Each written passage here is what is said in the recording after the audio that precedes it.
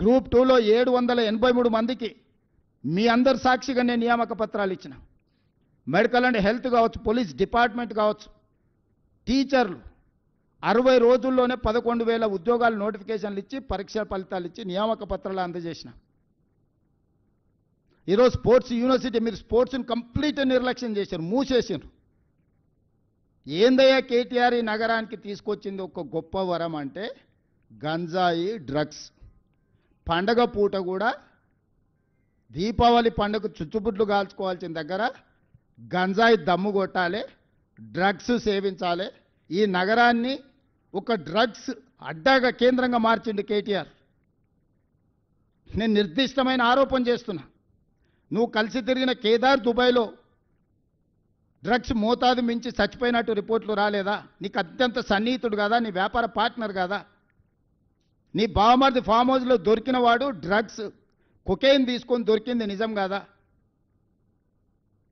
111 జీవోలో వయలేట్ చేసి వందలాది వేలాది ఎకరాలలో మీరు ఫామ్ హౌస్లు, మీరు మీ అనుచరులు ఫామ్ హౌస్లు కట్టుకొని నిబంధనలు తుంగలో దొక్కి హిమాయత్ సాగర్, ఉస్మాన్ సాగర్ని నిర్వీర్యం చేయాలనుకొని దాన్ని మూసేసి దాన్ని సర్వనాశనం చేయడానికి మీరు కంకణం కట్టుకుంటే పునరుద్ధరించడానికి ఈరోజు మేము ప్రయత్నం చేస్తున్నాం. గోదావరి జలాలు తీసుకొచ్చి ఈ నగరానికి ఏది మీరు ఇచ్చినా ఒక బహుమతి చెప్పండి, ప్రజలకు ప్రయోజనం చేకూర్చేది చెప్పండి, నిరుద్యోగ యువకులకు ఉద్యోగాలు ఉపాధి దొరికింది ఒక్కటి చెప్పండి. మీరు తెచ్చిన ప్రాజెక్ట్ ఏదైనా సింగిల్ ప్రాజెక్ట్ నేను చెప్పడం కాదు, మీరు ఆలోచన చేయండి. మేము 2014-14లో చేసిన అభివృద్ధిని 2014 నుంచి 2024 మధ్యలో వాళ్ళు చేసిన అభివృద్ధిని 10 సంవత్సరాలు మా పరిపాలన, 10 సంవత్సరాలు బీజేపీ బీఆర్ఎస్ పరిపాలన తీసుకోండి.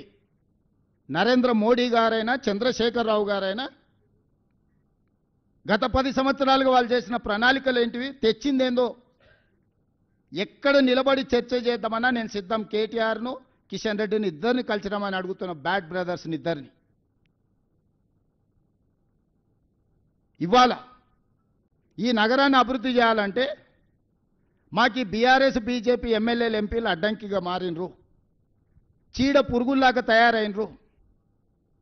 కంటోన్మెంట్లో కాంగ్రెస్ గెలిస్తే 5,000 కోట్ల రూపాయలతోనే అభివృద్ధి పనులు మొదలుపెట్టినాం. ఇవాళ జూబ్లీ హిల్స్లో గెలిస్తే ఇక్కడ నగరంలో అభివృద్ధి చేయడానికి నాకు సహకారం అందుతుంది. ఇవాళ అందుకే జూబ్లీ హిల్స్ కాంగ్రెస్ గెలవాల్సిన అవసరం ఉంది. నగరాన్ని అభివృద్ధి చేయాలంటే ప్రజాప్రతినిధుల సహకారం అవసరం. ఈరోజు ఓల్డ్ సిటీలో ఎంఐఎం నాకు సహకరించినందుకు 20 ఏళ్ల నుంచి ఆగిపోయిన గౌలిగూడ నుంచి Chandrayangutta old city metro rail ఈరోజు పనులు వేగంగా జరుగుతున్నాయి. అండర్ గ్రౌండ్ డ్రైనేజ్ పనులు జరుగుతున్నాయి. మిరాలం ట్యాంకులో రోడ్డు బ్రిడ్జ్, కేబుల్ బ్రిడ్జ్ ఈరోజు 500 కోట్లతో పనులు ప్రారంభమైనాయి. ఆరాంగఢ్ బ్రిడ్జ్ని కంప్లీట్ చేయగలిగిన నేను. ఓల్డ్ సిటీలో రోడ్ల విస్తరణ పనులు నేను పూర్తి చేయగలిగిన. దాదాపుగా 4-5 వేల కోట్ల రూపాయలు ఈ 2 ఏళ్లలో ఓల్డ్ సిటీ అభివృద్ధి పనుల కోసం నేను నిధులు మంజూరు చేసి నేనే స్వయంగా పర్యవేక్షించి క్షేత్రస్థాయిలో నేనే చేస్తున్నా. మరి బీజేపీ బీఆర్ఎస్ మాకు సహకరించి ఉంటే ఈ నగరం అభివృద్ధి జరుగుతుంది కదా. ఈరోజు నేను ఏం అడుగుతున్నా, ఒక ఓటు అడుగుతున్నా. ఈ ఓటు ద్వారా అభివృద్ధి చేసుకుందాం, మెట్రో విస్తరించుకుందాం, నగరానికి గోదావరి జలాలు తెచ్చుకుందాం, మూసీ నది ప్రక్షాళన చేసుకుందాం. కిషన్ రెడ్డి గారిని సూటిగా అడుగుతున్నా. అహ్మదాబాదులో ఒక నూతన నగరం నిర్మించుకున్నారు. అహ్మదాబాద్లో సబర్మతి రివర్ ఫ్రంట్ అని నదీ ప్రక్షాళన చేసుకున్నారు.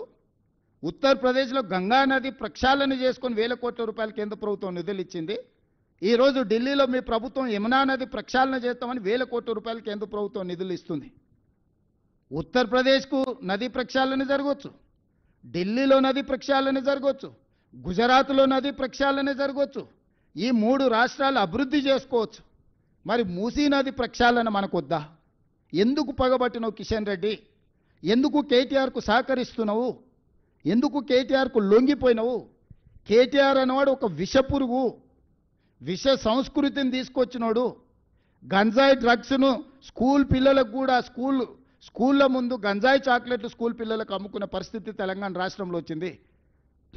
ఎయిర్పోర్ట్ పక్కనే, ఔటర్ రింగ్ రోడ్ పక్కనే డాక్టర్ ఆడపిల్లను అన్యాయంగా రేప్ మర్డర్, నిర్దాక్షిణ్యంగా రేప్ అండ్ మర్డర్. సింగరేణి కాలనీలో 6 సంవత్సరాల అమ్మాయిని గంజాయి మత్తులో చంపినరు. వాళ్ళ పరిపాలనలో ఇట్లాంటి దుర్మార్గాలు ఎన్ని జరిగినాయి? జవహర్ నగర్ ప్రాంతంలో ఎన్ని దారుణాలు జరిగినాయి? మేము వచ్చినాక శాంతి భద్రతలను పర్యవేక్షించి కఠినంగా వ్యవహరిస్తున్నాం. గ్రేటర్ హైదరాబాద్ పరిధిలో 695 చెరువులు ఉంటే 44 చెరువుల్లో 100% టీఆర్ఎస్ వాళ్ళు ఆక్రమించుకొని కప్పేసి కట్టేసి అమ్మేసుకున్నారు. 127 చెరువులు ఇవాళ పాక్షికంగా ఆక్రమించుకొని మొత్తాన్ని ఆక్రమించుకునే ప్రయత్నం చేస్తారు. ఇవాళ ఎందుకు హైడ్రా మీద విషం జమ్ముతుండ్రు? మీరు ఆక్రమించుకున్న చెరువులను కబ్జాలు ఇడిపిస్తున్నందుకే కదా. బతుకమ్మ కుంట ఎవరయ్యా కబ్జా పెట్టుకుంది? ఎడ్ల సుధాకర్ రెడ్డి అని అంబర్పేట టీఆర్ఎస్ ఇన్ఛార్జ్ కాదా? చంద్రశేఖరరావు పోతే హెలికాప్టర్లో పూల వర్షం కురిపించిండని నజరాని కింద బతుకమ్మ కుంట ఎడ్ల సుధాకర్ రెడ్డి కట్టబడితే మెడల మీద 4 దెబ్బలు కొట్టి మొత్తం అవతల పడేసి ఇవాళ హైడ్రా ఖాళీ చేసి బతుకమ్మ కుంటను పునరుద్ధరించి మొన్నటి బతుకమ్మ అక్కడ మేము పండుగ జరిపినాం. ఇది నిజం కాదా? తుమ్మిడి కుంట ఇన్కన్వెన్షన్ నాగార్జున గారు ఆక్రమించుకుంటే ఎన్నిసార్లు విజ్ఞప్తి చేసినా వినకపోతే ఉన్నది ఉన్నట్టు మొత్తం కూల్చి ఈరోజు తొమ్మిడి కుంటని ఈరోజు పునరుద్ధరిస్తలేమా? సున్నం చెరువును ఆక్రమించుకున్నారు, నల్ల చెరువును కుక్కట్పల్లిలో ఆక్రమించుకున్నారు. ఇట్లాంటివి ఎన్నో చెరువులను మీరే కదా. బేగంపేటలో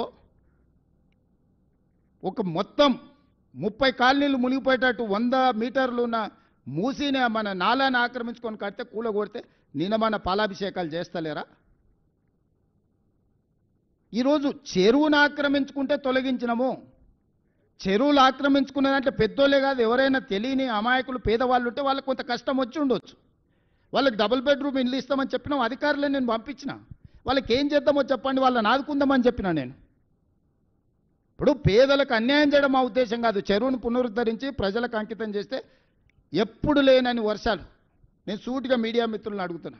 చిన్న వర్షం వస్తే హైదరాబాద్ అంతా మునిగిపోయేది, ఇండ్లన్నీ నీళ్ళలో కొట్టుకుపోయేది, టీవీలు ఫ్రిడ్జులు మంచాలు పేదోళ్ళు ఏడ్చేది. ఈసారి ఎన్నిసార్లు 60 ఏళ్ళు 70 ఏళ్ళు 80 ఏళ్ళ కంటే ముందు కురిసినంత అత్యధిక వర్షపాతం ఈరోజు నగరంలో కురిస్తే ఏ కాలనీలైనా ముంపుకు గురైనాయా? ఏ రోడ్లైనా జలమయమైనవా? వాటన్నిటినీ హైడ్రాన్